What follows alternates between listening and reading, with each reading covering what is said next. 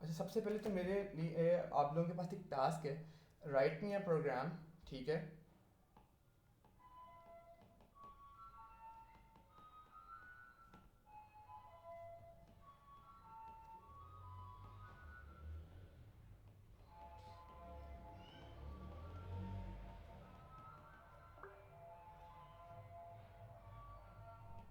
हाँ जी बच्चे बोलो।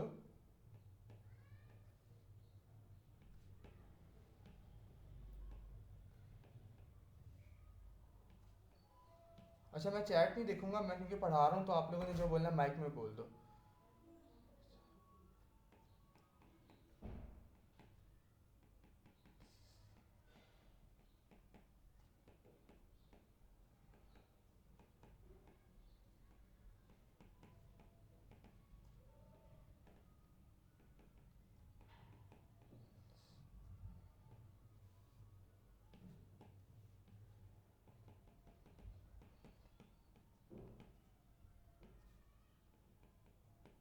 अच्छा, ये क्वेश्चन है। आप लोगों ने सबने, जितने भी इनरोल्ड हैं, सबने एक टास्क करना है। वो ये है कि आपने यूज़र से एज उसकी इनपुट करवानी है, उसे प्रॉम्प्टिंग कहते हैं बेसिकली। सबको आवाज़ आ रही है? जी सर। हाँ। अब अगर तो उसकी एज 18 या 18 से ज़्यादा है तो you guys have to allot him licence. अगर नहीं है तो जस्ट सिंपली प्रिंट की नॉट लेजिबल। तो ये जल्दी से सारे करके मुझे ग्रुप में भेजें। चलो, सबसे पहले हमने एज इनपुट करवानी है। अब एज की कोई ना कोई डेटा टाइप होनी चाहिए, क्योंकि हमने उसको इनपुट करवाना है। तो एज क्या होता है? एक नंबर होता है। नंबर क्या एज पॉइंट्स में हो सकता है? नहीं, इसका मतलब रियल या फ्लोट तो नहीं होगा। मतलब कंप्लीट डिजिट है तो मतलब ऑब्वियसली इंटीजर होगा। तो मैं सबसे पहले डिक्लेयर करूँगा। डिक्लेयर एज साथ डेटा टाइप। डेटा टाइप क्या होगी इसकी बच्चों? Obviously integer. अलीशे, जैद, अलीशा, आप दोनों का सही है। जैद, अब तुम देखो। जी ठीक। सर। ठीक है। अब यहाँ पे मैंने प्रॉम्प्टिंग करवानी है। प्रॉम्प्टिंग क्या कहते हैं? प्रॉम्प्टिंग एक टर्मिनोलॉजी है। बच्चों को देखो, यहाँ पे जैद को भी कॉन्सेप्ट पता है, अलीशा को भी पता है, अलीशे को भी पता है, लेकिन इनको ये नाम नहीं आता होगा, टर्म नहीं आती। प्रॉम्प्टिंग इज समथिंग कि आप यूज़र से कहो कि हाँ ये काम कर दो, तो वो इस तरह होती है। या तो आप प्रिंट यूज़ कर सकते हो या फिर आउटपुट यूज़ कर सकते हो। तो मैं यहाँ आउटपुट यूज़ कर रहा हूँ। आउटपुट। और ये हमेशा आप डबल कोट्स के अंदर लिखते हो, एंटर। तो sir ji, is that possible अगर हम प्रिंट का लफ्ज यूज कर सकें? बिल्कुल ठीक है। इतना कोई इसमें इशू नहीं है, लेकिन ये फ़र्क है, हर कोई स्कूल्स में आउटपुट करवाते हैं, कुछ प्रिंट करवाते हैं। बेहतर ये कि आप ये आउटपुट यूज़ कर लो, कैमरे जिसको प्रेफर करता है। ठीक है। Thank you sir. अब इनपुट का कीवर्ड यूज़ करोगे आप, और इनपुट क्या करवाओगे? एज करवाओगे। अब यहाँ पे जो आपका यूज़र है वो एज एंटर कर देगा। अब सिंपल सा यहाँ पे एक चेक लगना है। चेक हम किसके थ्रू लगाते हैं? इफ़ के through. If age is greater than. अब यहाँ पे मैं देखता हूँ बाकी सबने क्या लगाया हुआ। ठीक है, अलीशा, अलीशे का सही कंडीशन। हुजैफा की कंडीशन, हुजैफा की कंडीशन यहाँ पे गलत है। ठीक है, अलीशा की कंडीशन भी यहाँ पे गलत है। सिर्फ अलीशे की कंडीशन सही है यहाँ पे। हाँ, मुझे बताओ सारे, वो गलती क्या है? जल्दी बताओ। माइक अनम्यूट करो और बोलो सारे, वन बाय वन। जैद, आप भी। इशू क्या कंडीशन के अंदर? जैद, आपकी भी सेम मिस्टेक है जो बाकी सबने की है। Yup, exactly, greater than equals to. हाँ जी, ये क्यों है इस तरह की मिस्टेक? क्यों है इसमें? क्या लॉजिक, क्या है इसके पीछे? हाँ जी, ठीक है अलीशा, शाबाश। मैं देख रहा हूँ काफ़ी अच्छी लॉजिक बिल्डिंग है आपकी। Keep it up, keep it up. इस तरह ए इज़ वेरी नियर्स। अब तुम लोग देखो, मैंने इनको मैंने कल भी यही बताया था कि प्रोग्रामिंग को कोई रॉकेट साइंस मत समझो, रियल लाइफ में मैप किया करो। जब आप लोग लाइसेंस या आईडी कार्ड बनवाने जाते हो, तो आपको क्या कहते हो उस बंदे को कि मुझे लाइसेंस चाहिए? वो आपकी पहली कंडीशन क्या होती है? वो पहली कंडीशन ये होती है, या तो आपकी इक्वल्स टू 18 या ग्रेटर देन 18, तब आपको इन सूरतों में लाइसेंस मिल जाएगा। तो उसी को सेम चीज़ को यहाँ मैप कर दो। इतना मुश्किल क्या था इसके अंदर? अगर ग्रेटर देन या इक्वल्स टू 18 है तो क्या करेगा? प्रिंट, या इसको आउटपुट कह लो यार, आउटपुट। इसको यहाँ ग्रांटेड लिख दो या कुछ भी प्रिंट करवा दो। ठीक है, गिवन। सकीना, आपकी तरफ से नहीं आया। मिशेल, आपकी तरफ से नहीं आया। प्लीज़ अपना जो है वो कोड मुझे भेजो। ठीक है। एल्स यहाँ पे सिंपल दो कंडीशंस हैं तो सिंपल एक एल्स लगेगा और वो आप प्रिंट करवा दो कि जी नॉट लेजिबल या एन ए आप प्रिंट करवा दो, ठीक हो गया, और यहाँ पे एंड इफ कर दो। ये कॉन्सेप्ट था। कहने का मकसद क्या था, एक कंडीशन थी, इफ़ होता है, इफ़ के अंदर ना ये एक ब्लॉक होता है कोड का, ठीक है, ये सारा का सारा, ये एक कंडीशन होती है, इसे हम कहते हैं बूलियन कंडीशन कंप्यूटर साइंस के अंदर। या तो इसके अब दो सिनेरियोज हो सकते हैं, या तो एक कंडीशन ट्रू हो सकती है या एक कंडीशन फॉल्स हो सकती है। अगर तो एक कंडीशन ट्रू होगी ना, फिर ही जो हमारा प्रोग्राम पॉइंटर है वो इस ब्लॉक ऑफ कोड के अंदर आएगा, तब ये एग्जीक्यूट होगा। अगर तो ये फॉल्स होगी तो कभी भी हमारा जो प्रोग्राम पॉइंटर है, जिसको मैं एरो से रिप्रेजेंट करता हूँ, कभी इसके अंदर कंडीशन के अंदर आएगा ही नहीं, और हमेशा एल्स पार्ट जो है वो एग्जीक्यूट होगा। क्लियर होगी बात? सर हमें डिक्लेयर करना जरूरी है, डायरेक्ट इनपुट नहीं ले सकते? ऑब्वियसली डिक्लेयर करना ज़रूरी है अलीशा, क्योंकि आपने वेरिएबल तो बनाना है ना जिसके अंदर इनपुट लेनी है। अगर वो आपने वेरिएबल बनाया, मैंने कल बताया था कि डिक्लेयर का मतलब होता है वेरिएबल बनाना, ठीक है, ये आप वेरिएबल को बर्थ देते हो। अगर आपने वेरिएबल बनाया ही नहीं तो फिर आप इनपुट किस में ले रहे हो, खुद सोचो ना। चलो। अच्छा, अब एक और टास्क है, थोड़ा सा ट्रिकी है बेसिक, लेकिन मैं देखता हूँ कि किसको कितनी अच्छी ग्रिप है। Writing a simple program, write a pseudo code कह लो, मैं SUDO लिख रहा हूँ लेकिन मुझे पता है गलत है, लेकिन मेरे लिए इसी में आसानी है। Write a pseudo code to tell if a number is odd और इवन। ये बहुत फेमस क्वेश्चन है और बहुत बेसिक क्वेश्चन है इफ एंड एल्स के लिए। 1 2 3 O1 O2 O3 A1 A2, और इवन यूनिवर्सिटी में भी बच्चों की लॉजिक यही इंप्रूव करवाता है सवाल। जल्दी से लिख के भेजो सारे के सारे। फिर मैं वही कहूँगा, टिप दे रहा हूँ, हिंट दे रहा हूँ, जिस तरह रियल लाइफ में सोचते हो, मैथ की प्रॉब्लम सॉल्व करते हुए सोचते हो, वही अप्रोच प्रोग्रामिंग में लगाओ। हिंट दे रहा हूँ, फिर बता रहा हूँ, मैं नहीं देता लेकिन मैं दे रहा हूँ। अगर कोई नंबर 2 पे डिवाइड हो जाता है, दैट इज इवन। उसके अलावा जितने सर ऐसे बताएं तो मत। अच्छा ठीक है ठीक है ठीक है ठीक है ठीक है, चलो फिर बस एक मिनट आ रहा था, आपने बता दिया। चलो चलो, कोई नहीं कोई नहीं कोई नहीं। फॉर इंस्टेंस मैं 4 लेता हूँ और 4 को मैं क्लेम करता हूँ कि हाँ भाई ये इवन है। इसके पीछे ये तो एक मेरा ना गैस हो गया, मैं इसको प्रूफ किस तरह करूँगा? प्रूफ मैं इस तरह करूँगा कि मैं 4 को डिवाइड करूँगा 2 से, 2 2 ज़ार 4, ठीक है, और सॉरी, और यहाँ पे आ जाएगा 0, ठीक हो गया। फिर मैं कहता हूँ कि हाँ भाई मैं क्लेम करता हूँ कि मेरा 8 जो है ना वो इवन है। मैं प्रूफ किस तरह करूँगा? 2 4 ज़ार 8, आंसर 0। फिर मैं क्लेम करता हूँ कि मेरा जो 16 है ना वो जो है वो इवन है। तो मैं कैसे प्रूफ करूँगा? 2 8 ज़ार 16, आंसर 0। अब मुझे बताओ व्हाट आर दीज, जल्दी बताओ बच्चों। हाँ बिल्कुल, रिमाइंडर। और ये क्या है, ये क्या है, नाम बताओ दोनों। Quotient and remainder. शाबाश दैट, कीप इट अप बच्चे। This is reminder, this is quotient. ऐसे ही है, किसी को कोई शक? No, sir. अच्छा, हम एक चीज़ इसमें देख रहे हैं कि वो नंबर जो कि इवन है उसमें एक चीज़ कॉमन है, क्या उस सबका रिमाइंडर 0 आ रहा है? क्लियर होगी बात यहाँ तक? Yes. अब इसका मतलब ये है कि अगर मैं कोई कंडीशन इस तरह की बना लूँ कि मेरा रिमाइंडर, इफ़ मैं एक ले सूडो कोड लिख रहा हूँ, if division by 2 and reminder REM is equals to 0, फिर मैं कह सकता हूँ कि हाँ जी ये इवन नंबर है। मैंने यही तो लिखा हुआ है। वो ये अभी कोड नहीं है, ये उसकी लॉजिक है। आपने लॉजिक सही बनाई है, कोड नहीं लिखा हो जाता। दिखाओ। अच्छा, मुझे ना सर इसी तरह बताया था कि ऐसे इस तरह लिखाना, मैं तो इस तरह। हाँ, इस तरह लिखाओगे ना तो अगर 10 नंबर का सवाल होगा तो वो एग्जामिनर 2 दे देगा, +1 सदके के दे के आपको 3 दे के फारिग कर देगा। ठीक है, तो ये काम नहीं करना। ये वो टीचर्स बताते हैं जिनकी लॉजिक खुद बहुत वीक होती है। ये वो काम आप कर रहे थे 7th क्लास में आप करते हो। काफ़ी हद तक अलीशा ने एक मेच्योर कोड लिखा है, अब इसको डिस्कस करते हैं। खैर मैं अब शुरू कर रहा हूँ। डिक्लेयर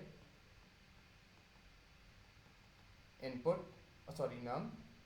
अब ये मेरा नम वो वेरिएबल है जिसके अंदर मैं इनपुट यूज़र से एंटर करवाऊँगा, और मैं आउटपुट करूँगा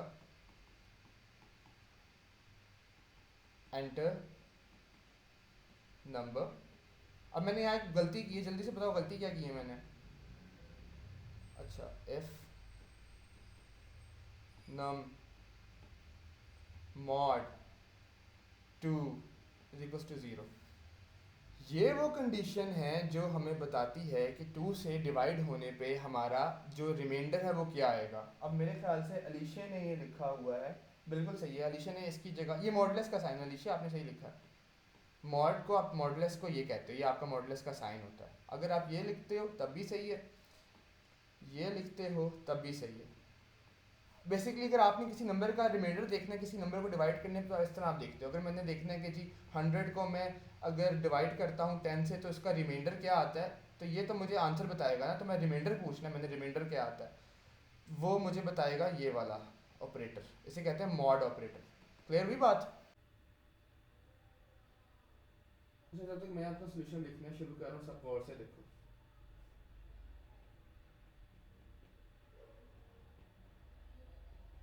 सबसे पहले मैं सर मैंने ग्रुप में भेज दिया है। ठीक है। ज़्यादा काफ़ी हद तक बेहतर, बिल्कुल सही है, लेकिन कंडीशन उल्टी लगा दी हैं, कंडीशन उल्टी लगा दी है, लेकिन बहुत कोड की जो वो है ना फॉर्मेटिंग वो बेहतर है। अलीशा की फॉर्मेटिंग ख़राब है, अभी कर लेते हैं। खैर ठीक है, मिशेल का भी आ गया।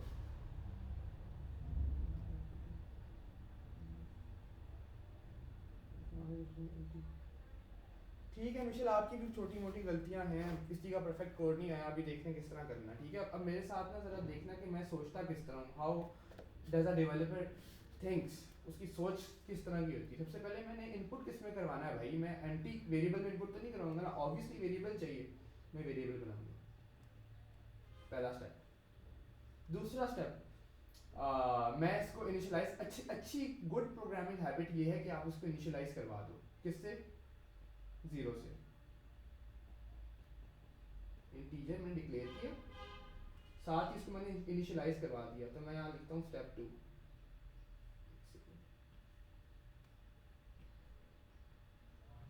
स्टेप 1 डिक्लेरेशन, ठीक है। Step 2 initialization, you have to initialize it for a better programming practice. Marks, यहाँ साइन ऑपरेटर यूज करूंगा, उसके लिए 0 स्टोर करवा दूंगा। स्टेप 3 प्रॉम्प्टिंग, इस तरह मॉड्यूल्स में डिवाइड किया करो अपने टास्क को, ताकि तुम लोगों को भी अगली बार आसानी हो। ठीक है, प्रॉम्प्टिंग में आउटपुट करवाऊंगा enter marks,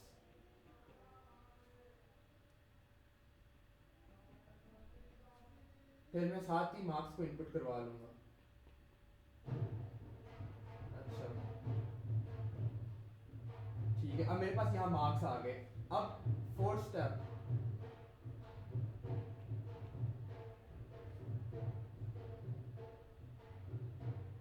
assign grade. Grade assign करने के लिए मुझे क्या करना पड़ेगा? चेक्स लगाने पड़ेंगे। चेक्स किस किस को लगाता हूँ मैं प्रोग्रामिंग में? If and else. चलो शुरू करते हैं। सबसे पहली क्या कंडीशन थी मेरी? सबसे पहले मेरी कंडीशन ये थी कि अगर तो मार्क्स ग्रेटर देन या इक्वल्स टू 90 हैं तो मैं उसको A करा दूंगा। इफ मार्क्स ग्रेटर देन, अब 90 भी ग्रेटर देन तो है ऑब्वियसली, लेकिन अगर 90 भी हुए तब भी A है बच्चों उसका 90। देन मैं क्या करूंगा? Then output A star. अब ये क्या है? अब ये क्योंकि स्ट्रिंग है तो मैं डबल कोट्स में आउटपुट करूंगा। ठीक है, अब पहले मैं इसको सॉल्व करूंगा, फिर तुम सबके सॉल्यूशंस बारी बारी में देखूंगा कि हर किसी में क्या गलती है। ठीक है, अब क्योंकि मेरे पास मल्टीपल कंडीशंस बन गई हैं, मल्टीपल डिफरेंट एल्स आ सकते हैं, तो मैं यहाँ पे एल्स नहीं लगाऊंगा, मैं यहाँ पे एल्स इफ लगाऊंगा। मैंने कल भी बताया, परसों भी बताया था, इफ एंड एल्स आपको तब लगता है जब दो कंडीशंस होती हैं। ठीक है, एल्स इफ तब लगता है जब मल्टीपल कंडीशंस होती हैं। पहली कंडीशन तो यहाँ पर ये होगी। अगली कंडीशन क्या है? 80 या 80 से बड़े हो तो आपका जो है वो A है। तो आप किस तरह देखना है? If marks greater than equals to, less than 9, नहीं लेस देन 90 सर बात। हमने बताओ। वो यही कर सकते हैं, अभी वो भी करते हैं, वो भी करते हैं। मैं सबसे ऑप्टिमाइज तरीका बताऊंगा, सबसे अच्छा तरीका जो सबसे आसान है सोचने के लिए।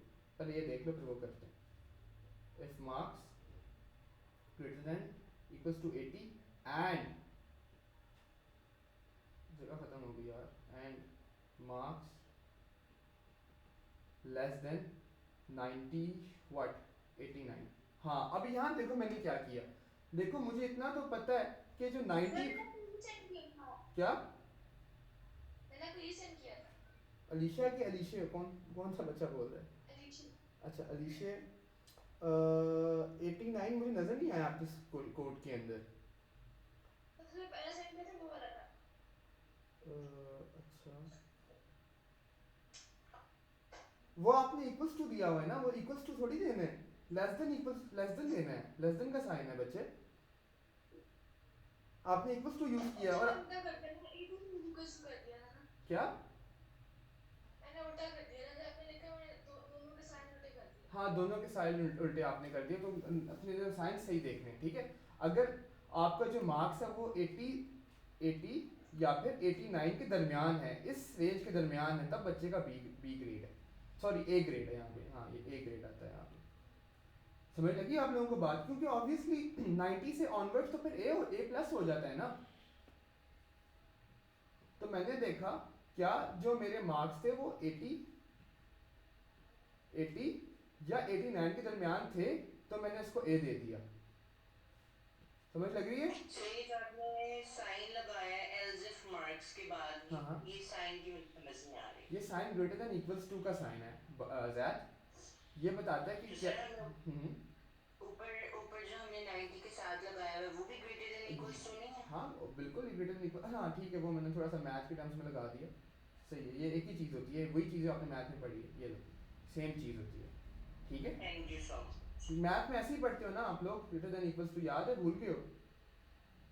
Yes yes. हाँ तो वो मुझे मैथ भी साथ साथ चल रहा था ना दिमाग में, तो खैर कोई ठीक हो गया। तो आपने इसको बता दिया कि आउटपुट करा दो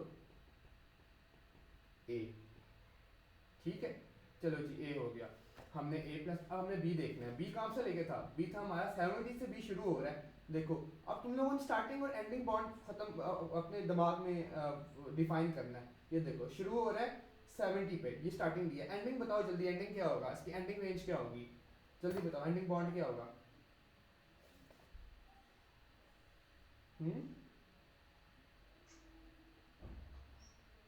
बोलो बोलो, डरो मत, सोचो। तो आपका क्या सवाल है? मेरा सवाल ये है, जिस तरह हमने ए ग्रेड के लिए एक स्टार्टिंग बॉन्ड और एक एंडिंग बॉन्ड बताया, वैसे बी ग्रेड के लिए मुझे स्टार्टिंग और एंडिंग बॉन्ड बता दो। सर एल्स इफ से स्टार्ट करेंगे। हाँ एल्सिफ से स्टार्ट करेंगे ज़ैद, स्टार्टिंग कंडीशन किसको चेक करेंगे जी Huzaifa? Greater than equal to 70 और फिर बाद में लेस देन 69 लगा देंगे। ठीक है, एक चीज़ सही बताई है, दूसरी चीज़ गलत है, बाकी बताओ। सर ये 79 लिखेंगे। शाबाश ज़ैद, 79। शाबाश शाबाश ज़ैद, शाबाश। हुज़ैफा बताता हूँ क्यों गलत है। हाँ समझ आ गया, ठीक है। सिर्फ मार्क्स में एम लिख रहा हूँ, मैं इतना बड़ा नहीं लिख रहा टाइम बचाने के लिए। ग्रेटर देन इक्वल्स टू 70, अगर 70 इसके बराबर है एंड जो मार्क्स हैं, ठीक है, तो दो marks are less than what 79। किस तरह? क्योंकि 80 से ऑनवर्ड्स तो मेरा बी ए ग्रेड शुरू हो जाता है ना, तो मैंने इसे पीछे पीछे देखना है। इसे पीछे पीछे क्या है, 70 से इस दरमियान मेरा जो है वो बी ग्रेड है। क्योंकि 70 से 80 जो हमारे पास रेंज है, अभी हमने इसको आइडेंटिफाई करना है। हमने 80 से ऑनवर्ड्स आइडेंटिफाई कर दी है, हमें पता है 80 से जो आगे आगे है सारा का सारा वो तो ए है। 80 से बिल्कुल पीछे क्या आता है 79, तो ये रेंज बन गई हमारी 70 टू 79, हमारा जो है वो बी बन गया, सिंपल। हाँ समझ लगी? यस। गुड, बाकी सारे हुज़ैफा, मिशेल, अलीशा, हाँ जी सर। सकीना?